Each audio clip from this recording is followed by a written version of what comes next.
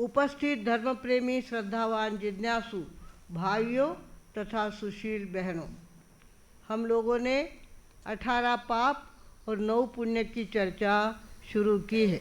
कल हमने देखा था पहला पाप कौन सा, प्राणातिपात, और आज दूसरा पाप है हमारा मृषावाद, और उसके साथ एक पुण्य है अन्न पुण्य। प्राणातिपात में हर 2 पाप के लिए एक पुण्य की रचना है। 18 पाप है और 9 पुण्य है। 2 पाप के लिए एक पुण्य का आयोजन हमारे बड़ों ने किया हुआ है। तो पहली बात हमने कल प्राणातिपात को देखा है, आज हम मृषावाद को देखने जा रहे हैं। मृषावाद के लिए सबसे पहली बात, हमारे जबान को सत्य बोलने की आदत चाहिए, जबान फेरने की आदत नहीं चाहिए।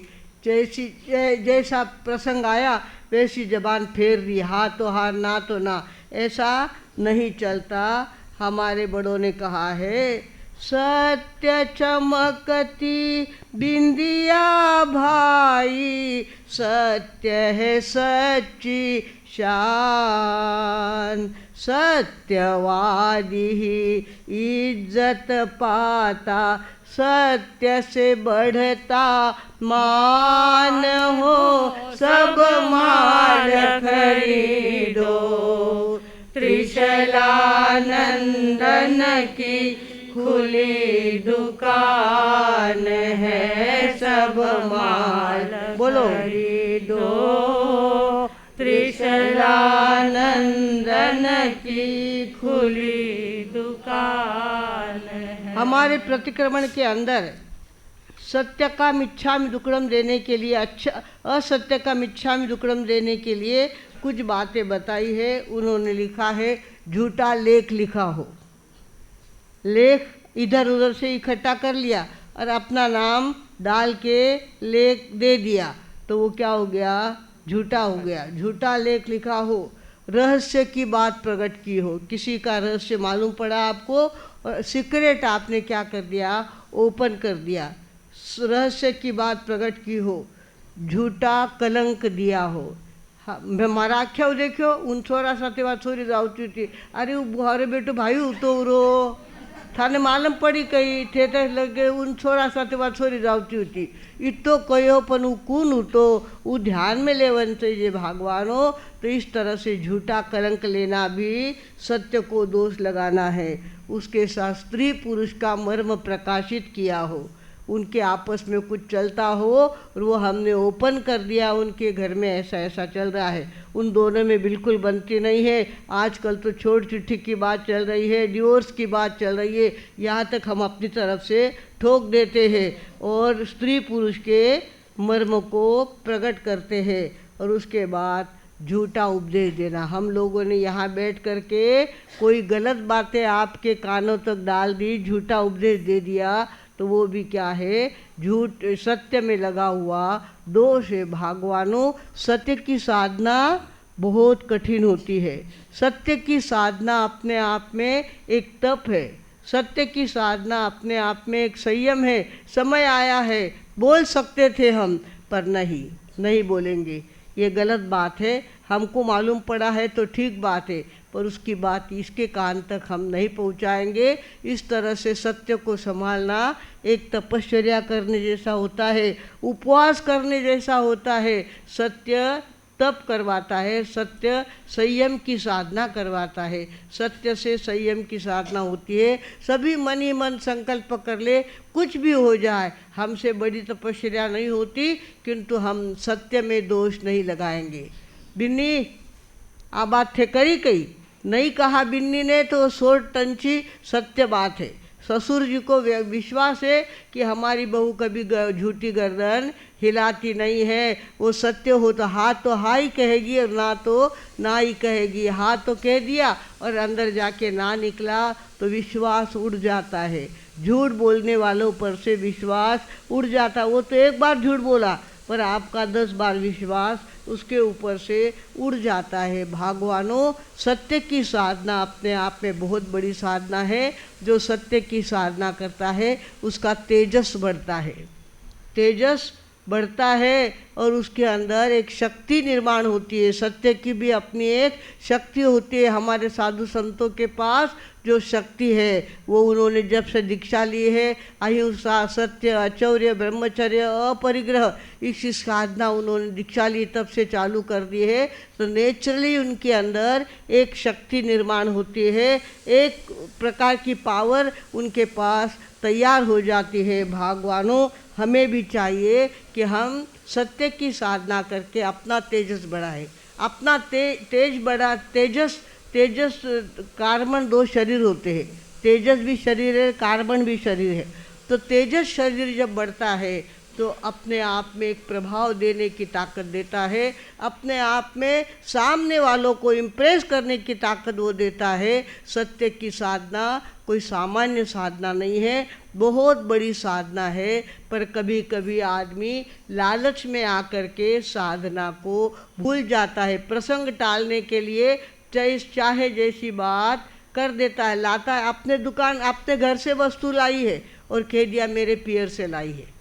क्या कहना, मेरे पियर की ये वस्तु है कहाँ की? घर की, पति के पैसों से लाई हुई वस्तु है, और उसको नाम क्या दे दिया? अपने पियर से लाई है। इस तरह से झूठ की साधना करने वालों का प्रभाव दिन ब दिन घटता जाता है। भगवानों, कभी कभी बहुत बड़ी बात हो जाती है। बम्बई के अंदर सत्य बना हुआ प्रसंग है। भाईचंद भाई और चुनीलाल भाई 2 मित्र थे, दोनों में बहुत ज़्यादा दोस्ती थी।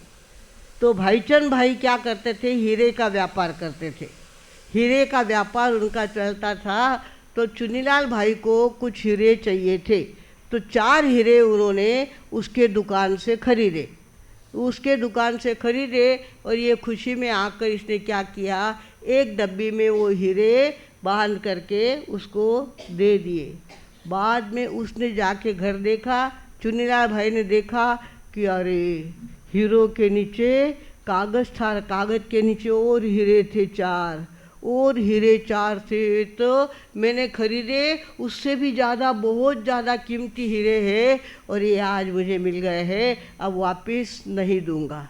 झूठ मन में आ गया, वापस नहीं दूंगा। और इनको याद आया, करे मेरे शकुन के हीरे मैंने उस डब्बी में रखे हुए थे कागज़ के नीचे, और मैंने तो भावना में आकर के, भावुक होकर के उसको डब्बी दे दी। और वो जा कर के पूछता है वापस अपने दोस्तों के, अरे भैया मैंने गलती से तुम्हें डब्बी दे दी है, उस डब्बी के अंदर मेरे 4 हीरे हैं। उसने कहा कैसे हीरे? किसके हीरे? या तो कुछ नहीं, तुमने जितने हीरे दिए उतने मेरे पास है, मेरे पास और कोई हीरा है नहीं। अब इसको इतना पछतावा होने लग गया कि मैं कितना पागल कि बिना विचार किए डब्बी उठा लिए और उसके अंदर हीरे डाल दिए, दे दिए सामने वाले को। इतना बड़ा नुकसान। और हमारे घर में परंपरा से संभालते आए इस हीरो को। ये शकुनी हीरे थे, शकुनी हीरे हमारे दुकान में थे। तब तक दुकान बहुत अच्छी चल रही थी, और मैंने गलती करी और हीरे क्या कर दिए, और वो सामने वाला बदल गया। सामने वाला कहता है मैंने हीरा लिया नहीं है, मुझे पता नहीं, मैंने देखा भी नहीं है। अब कैसे करे? तो उसका दोस्त था एक मुस्लिम भाई, और उसके पिता जो थे बहुत पावरफुल थे, उनका नाम था अली हुसैन। अली हुसैन के पास ये गया और इसने कहा दादू बहुत बड़ा काम कर लिया, मैंने बहुत बड़ी गलती करी है। हमारे घर के शकुन के हीरे मैंने मेरे दोस्त के डब्बी में दे दिए, और सामने वाला नकार दे रहा है, अब मैं क्या करूं? तो उसने कहा कोई बात नहीं है, हम उसको बुला लेते हैं। चुनीलाल को बुला लिया और अली हुसैन ने बुलाया। बोले बेटा तूने क्या काम किया है? उसके हीरे तेरे घर में आए हैं और तू नकार देता है। उसने कहा दादू मेरे पास हीरे आए नहीं हैं, मैंने हीरे लिए नहीं हैं, हीरे देखे नहीं हैं, मेरे बेटे की सौगन। क्या कहा उसने? मेरे बेटे की सौगन खा के कहता हूँ कि मैंने हीरे लिए नहीं है। अब ये दादू विचार करने लगे, या अल्लाह या हुसैन खुदा, ये मैंने क्या किया? छोटी सी बात के लिए इतनी बड़ी सौगन इसने खा ली, अपने बेटे की कसम खा ली इसने, ओहो ये तो बहुत बड़ा काम हो गया, बहुत गजब का काम हो गया, इसने बेटे की सौगंध खा ली है बोले।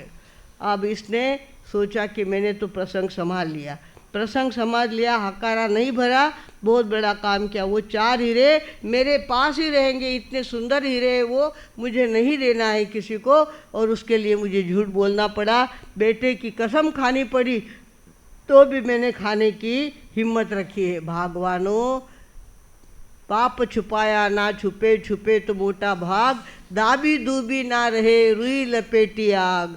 पाप तो छुपता नहीं है, पाप तो ज़्यादा से ज़्यादा 10 साल तक, गुरुदेव हमारे कहते थे आचार्य भगवान, अन्यायोपार्जित वित्तम 10 वर्षाणि तिष्ठति, प्राप्ते तो 11 वर्ष समूलम च विनश्यति।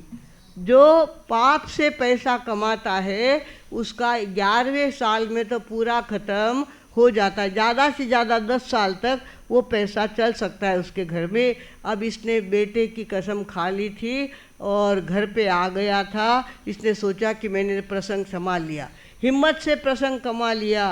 पर क्या पता उस दादू ने कहा था, या अल्लाह या खुदा ये तूने क्या किया, छोटी सी बात के लिए इतनी बड़ी कसम खा ली इसने। और रात में अचानक बेटे का माथा दुखने लग गया, सर दर्द बढ़ने लग गया, करते करते बुखार चढ़ गया, और बुखार भी ज़्यादा से ज़्यादा उसके थर्मामीटर दिखाने लग गए बुखार। और सवेरा होते होते तो लड़का, अभी 1 ही महीना शादी को हुई थी उसकी, 1 महीने पहले शादी हुई थी उस लड़के की, कर्तव्यगार लड़का था। और सौगंध किसने खाई? उसके पिता ने सौगंध खाई और बेटे की कसम खाई, बेटा उसी रात खत्म हो गया। भगवानों, दाबी दूबी ना रहे रुई लपेटी आग। पता नहीं ये झूठ कब हमारे नुकसान करेगा, कब हमारे आड़े आएगा और हमारी प्रगति को रोकेगा, इसका कुछ पता नहीं चलता। इसके लिए झूठ का कभी सहारा मत लो, झूठ का आधार कभी मत लो। हमारा दूसरा पाप हमें कहने आया है कि प्राणातिपात और मृषावाद 2 के लिए एक पुण्य कहा है, वो पुण्य है अन्न पुण्य। अन्न पुण्य की साधना बहुत बड़ी साधना होती है। हमारे राजस्थानी समाज में बहुत ज़्यादा आदत है लोगों को खाना खिलाने की, बहुत आदत है। 4 पावना आया तो जिमाओं ने आपे नेमी तैयारत रहेगा। कोई भी गरीब से गरीब ही होगा, उसको कहेंगे आज 2 मेहमान आए हैं, हाँ हमारे साथ भेज दो, मनाटे माजी माए देवा लगाने। इस तरह से राजस्थानी समाज में बहुत ज़्यादा खाना खिलाने की आदत है। भगवानों, सबसे बड़ा पुण्य होता है अन्न पुण्य, क्योंकि हमने उपवास किया है, 24 उपवास किया, संवत्सरी का उपवास किया, और उपवास के दिन दूसरे दिन पारना करना है। खाली इतनी सी उकाली ली पर एकदम ताजे हो गए, इतो जीव गयो तुम्हारो पार लेमटो उगी थी में, पर इतनी सी उकाली ली और मारी तबियत चोखी उगी। अन्न में अन्न तारी अन्न मारी, अन्ना सारखा नाही वैरी। अन्न तारता भी है, अन्न मारता भी है। बिना अन्न के आदमी ज़्यादा रह नहीं सकता, और बिना अन्न के आदमी स्वस्थ बन भी नहीं सकता। दवा के रूप में हम अनाज खाते हैं और हमारी तबीयत अच्छी रहती है। चलना फिरना बोलना सब कुछ कब होता है? जब पेट में पेट्रोल जाता है। तब पेट में पेट्रोल गया कि उसके बाद उसको अपने आप पावर आ जाती है, स्फूर्ति आ जाती है। भगवानों, हमें चाहिए कि हमारे द्वारा प्राणातिपात का पाप भी होता है और मूर्छावाद का भी पाप हम लोग जानते अजानते कब झूठ बोल गए हमको पता भी नहीं चला।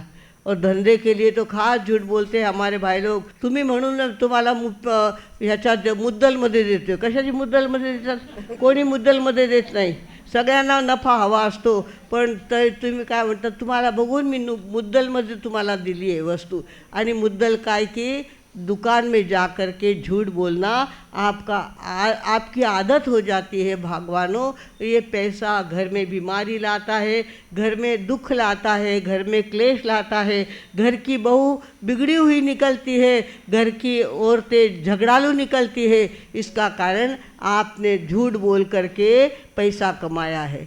झूठ बोल के पैसा कमाया है, इस कारण से घर में शांति नहीं टिकती। भगवानों, हमें चाहिए कि हम एक तो तपश्चर्या करना सीखे, तपश्चर्या की आदत लगाए।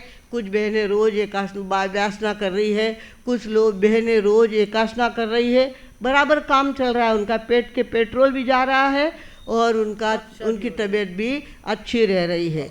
आदमी अगर चाहे तो अन्न का त्याग करके अपने को स्वस्थ भी बना सकता है और अन्न को छोड़ के अपने को बीमार भी कर सकता है। दोनों तरफ से हम अन्न का फ़ायदा ले सकते हैं। भगवानों, हमें चाहिए कि हम अन्न दान करना कभी ना भूलें। कुत्ते की रोटी, गाय की रोटी हमारे घर से निकलनी ही चाहिए। वे लोग कहाँ जाएंगे बताइए? कुत्ते इतने भूखते हैं ना, तो भूख भूख भूख भूख भूख करते, वो भूख करते यानी क्या करते हैं? वो भूख भूख करते, उनको भूख लगी हुई होती है और भूख लगी हुई वो किसी के दरवाजे पे जाकर वे रोटी मांग नहीं सकते, इसलिए ज़ोर ज़ोर से भूखते हैं। उनके सामने रोटी रख दो, वे शांत हो जाएंगे और रोटी खा लेंगे। भगवानों, उनको बहुत भूख लगती है। तिर्यंचों को हमारे से ज़्यादा भूख होती है और हम उनको कहते हैं राधी रात्रा नींद बिगाड़े कुत्ता नित्ता भूखे। क्यों भूखे? वे बिना कामरा नहीं भूखे, यानी भूख लागेड़ी है थे रोटियाँ लान दो। यानी हर घर में से अगर 2-2 रोटियाँ हर गली के कुत्तों को मिलती रहे तो कुत्ते भूखना कम कर देंगे। भगवानों, हमें चाहिए कि हम क्या करें? अपने भोजन की चिंता कम करें, औरों के भोजन के लिए हमेशा तैयार रहे। किसी को खिलाना हो, किसी को जिमाना हो तो हमारा समाज आगे ही रहता है। आगे और बातें आपको कहूँगी, पर आज मुझे लगता है ज़्यादा टाइम है। हाँ 15 मिनट टाइम है। 15 मिनट टाइम है, आपने बोलना चलता। तो इस तरह से हमें चाहिए कि हम अपने जीवन में प्रणतिपात और मूर्छावाद, ये 2 पाप है, और 2 पाप के लिए एक पुण्य कौन सा है? अन्न पुण्य। रोटी री आदत माने खूब पुरानी, रोटी री आदत माने खूब पुरानी, भोजन री ममता मानी खेचली जो जी वो गुरुवर, भोजन री ममता मानी खेचली जो जी, ज्ञानी गुरु पाए लागू वचन निभायली जो जी, सतगुरु पाए लागू वचन निभायली जो जी, निभायली जो जी, संभाली जो जी, निभायली जो जी, संभाली जो जी, ज्ञानी गुरु पाए लागू वचन निभायली जो जी, सतगुरु पाए लागू वचन निभायली जो जी। एक राजा ने वो बात अपनी अधूरी रह गई, वो हीरे जो उसने रखे थे ना अपने पास, मधुस्मिता जी ने अभी याद दी मुझे कि वो हीरे वो वापस लेके आया। इतना बड़ा मेरा इकलौता बेटा ख़त्म हो गया, ये हीरे भगवान जाने और क्या क्या करेंगे, इसकी अपेक्षा तो उसको दे दे। उसने कान पकड़े और कहा मेरी बुद्धि भ्रमित हो गई थी, मैंने हीरे छुपा के रख दिए थे और मुझे लगता था कि मैं नहीं दूंगा, पर ये हीरे तुम्हारे संभालो और मैं नुकसान सहन नहीं कर सकता। इतना बड़ा नुकसान मेरा हो गया, मेरा बेटा चला गया, इससे ज़्यादा नुकसान क्या होता है? इतना बड़ा नुकसान अब मैं सहन नहीं कर सकता। एक बात। दूसरी बात, मंगल प्रभा ने कहा कि एक भिखारी ने अपना नियम किया था, दिन भर में भीख मांगना और उसके बाद जो भीख में मिले पहले किसी को देना और बाद में खुद में खाना। बहुत सारे भिखारी ऐसे होते हैं, बूढ़े होते हैं, उनसे चला नहीं जाता, मांगा नहीं जाता और भूख सहन नहीं होती। ऐसे भूखे भिखारियों को रोटी देने का काम वो करता था। भूखे दिन भर में भीख मांगता, रोटियां इकट्ठी करता और बूढ़े बीमार जो भिखारी होते थे उनको वो रोटियां देता था। इस तरह से उसका नियम उसने जिंदगी भर चलाया, जिंदगी भर ये ये नियम चलाया उसने। और ऐसा करते करते क्या हो गया उसकी मृत्यु हो गई, वहाँ पे मृत्यु हो गई और वो महारानी के पेट में राजकुमार बनने के लिए उसने क्या कर लिया, स्थान प्राप्त कर लिया।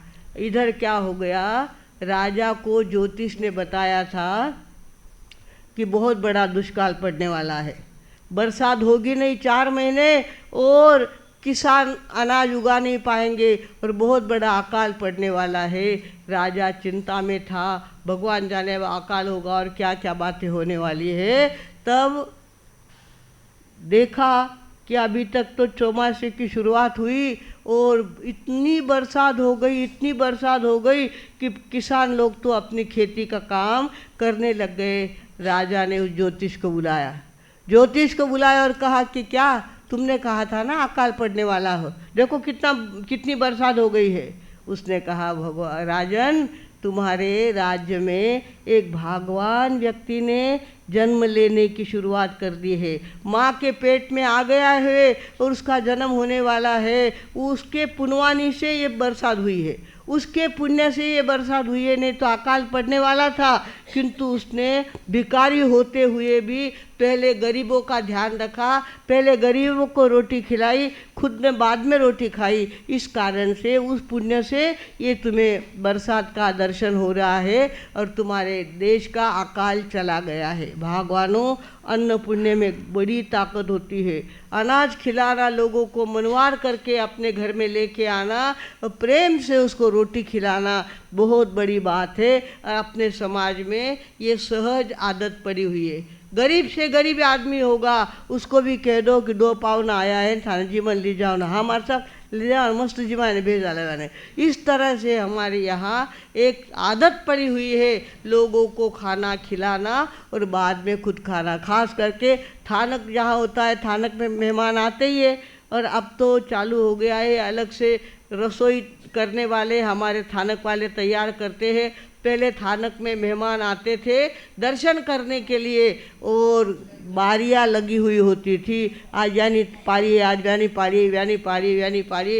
इस तरह से उनके नाम का जो दिन होगा वहाँ थानक वाला आदमी कहने जाता, थानक में 4 आदमी आए हैं और उसके आज तुम्हारे घर में भोजन की व्यवस्था होनी है। वो कहता कोई बात नहीं, 4 मेहमानों को आराम से जिमा देंगे हम, ऐसी हमारी आदत है। भगवानों, अन्न पुण्य भी कोई कम बात नहीं होती है, बहुत बड़ी बात होती है। प्राणातिपात मतलब अपने को प्राणातिपात, प्राणों का अतिपात जहाँ होता है वहाँ खाना खिला दिया कि सामने वाले में जान आ जाती है। हमारी इच्छा भाई देखो, इच्छा भाई कितना काम करती है, इतना तो दान देती है, उसने संघ को इतनी शक्ति दी है और दूसरी तरफ जब भी देखो सेवा के लिए तैयार है। इतना पावना आया है लगेच लेन जावे नीचे और सगळा मैंने खावाड़ पिवाड़ने रवाना करे। इस तरह से भगवानों 2 पाप के लिए एक पुण्य बताया है। 2 पाप कौन से? प्राणातिपात और मृष्यावाद। मृष्यावाद झूठ का पाप मेरे द्वारा हुआ है और मुझे कुछ अन्न पुण्य करना चाहिए। प्राणों का अतिपात मेरे द्वारा हुआ है, कच्चा पानी मैंने ढोला है, अग्नि का उपयोग किया है, कई प्रकार की हिंसा मेरे द्वारा हुई है। प्राणातिपात का पात मेरे द्वारा हुआ है, उसके लिए मुझे चाहिए मेरे द्वारा अन्नदान होना ही चाहिए। कुछ भी हो, अन्नदान हमारे घर से होना ही चाहिए। गाय कुत्ते की रोटी निकलनी चाहिए। 2 मेहमान हमारे घर में आकर के खाना खा के जाने ही चाहिए। ऐसी हमारी परंपरा रही है, ऐसी हमारी संस्कृति रही है, ऐसे हमारे संस्कार रहे हैं। हमारे बड़ों ने यही काम किया है और हम भी इस बात का ध्यान रखेंगे। भगवानों, कुछ भी हो, 2 पाप और 9 पुण्य और 18 पाप। कितने पुण्य हैं ये भगवान ने बताया। हमारे घर की गप्पा और गप्पीदास नहीं है, ये भगवान ने बताया है। पाप कितने बताए? 18 पाप बताए। 18 पाप में 1800 भांगे उसके निकलते बात अलग है, पर मुख्य पाप कितने हैं? 18 पाप है। वो 18 पाप की चर्चा हम करने वाले हैं और आपके जिंदगी में 18 पाप का सेवन जानते अजानते होता ही रहता है। इसके लिए मेरे द्वारा अन्न पुण्य की भी प्रभावना होनी चाहिए। मेरे द्वारा कोई न कोई अन्न पुण्य का काम होना चाहिए। हमारे संघ में आप लोगों के नाम आते हैं, आज इनकी तरफ से, आज की बारी उनकी तरफ से, आज की बारी उनकी तरफ से, इस तरह से लोग स्फूर्त होकर के संघ को दान देते हैं और संघ लोगों को खाना खिलाता है। भगवानों, ये बहुत बड़ी सुंदर परंपरा आपकी चली आ रही है और इस परंपरा को हम चालू रखेंगे तो हमारे समाज को कभी पीछे मुड़ के देखना नहीं पड़ेगा। आज भी लोगों में चर्चा है कि जैनी लोग पैशावाले असतात, जैनी पैशावाले असतात, कारण की ते जैन धर्म पाळतात आणि जैन धर्माच्या मुख्य गोष्ट शाकाहारी असतात। जैन धर्माचे लोक कसे असतात? शुद्ध शाकाहारी असतात। डोळे झाकून तुम्ही त्यांच्या घरी जा, गरीबातला गरीब असेल, श्रीमंतातला श्रीमंत असेल, पण त्यांच्या इथे शाकाहारीच भोजन मिळेल, दुसरं भोजन मिळणार नाही। तो जैन ये हमेशा श्रीमंत रहे हैं, बड़े रहे हैं, क्योंकि इनका हाथ ऐसा रहा है। कभी भी इन्होंने ऐसा हाथ नहीं किया, हमेशा ऐसा हाथ करते रहे हैं और जिस कारण से हमने आमिल किया तब लूखी रोटी खाई, नहीं तो जन्म से हमको चुपड़ी हुई रोटी खाने की आदत है। जितने लोग यहाँ पे बैठे हैं घी चुपड़ी रोटी खाने वाले लोग हैं, कोई लुखा खाने वाले, माना घर में घी नहीं है जुकमा लुखी रोटी खावा, ऐसा कोई कहने वाला मिलेगा नहीं। भगवानों, ये 18 पाप और 9 पुण्य हमारी ज़िंदगी का बहुत बड़ा धन है और हम जो हमको इसकी गहराई मालूम पड़ेगी, इसका ज्ञान जो होगा, त्यों हम पाप से बचते रहेंगे, पुण्य का स्टॉक बढ़ाते रहेंगे और पुण्य को हमेशा अपने साथ रखेंगे। इस तरह से आज 2 पाप देखे, एक प्राणातिपात, दूसरा मूर्छावाद, और पुण्य कौन सा? अन्न पुण्य। अन्न पुण्य आज सभी लोग अपने घर में जा कर के गाय की रोटी, कुत्ते की रोटी, कुछ भी हो, आपके गली में जो कुत्ते आते हैं उनको रोटी खिलाओ। गाय से नहीं आते, गाय नहीं आता तो भेजो किसी के साथ गौशाला में, वहाँ बहुत गाय है, वहाँ बहुत गाय भी बहुत मिलेगी। यहाँ भोसरी में भी बहुत गाय है, लोनीकन में भी बहुत गाय है और वहाँ भी भेज सकते हो आप लोगों के लोग आते हैं वहाँ पे और रोटियां लेकर के आते हैं, घास खिला के जाते हैं। 4,000 लाते हैं, 4-4 हजार रोटियां लाते हैं। बम्बई से आती एक बस, 4,000 रोटियां लेके आते हैं, ऑर्डर दे देते हैं, 4,000 रोटियां बनवा देते हैं और अपने हाथ से सबको रोटी खिला के जाते हैं। भगवानों, करने वालों के लिए बहुत रास्ते हैं और नहीं करने वालों के लिए बहुत अड़चने हैं। अड़चनों को दूर करके आप अगर अपना रास्ता ढूंढ लेंगे, अपना पुण्य इकट्ठा करने के लिए साधना करेंगे तो निश्चित रूप से इस जीवन में तो साता मिलेगी ही, अगले जीवन में भी अनंत शक्ति और अनंत साता मिले बिना नहीं रहेगी। इतना बोलकर अब मैं विराम लेती हूँ। ओम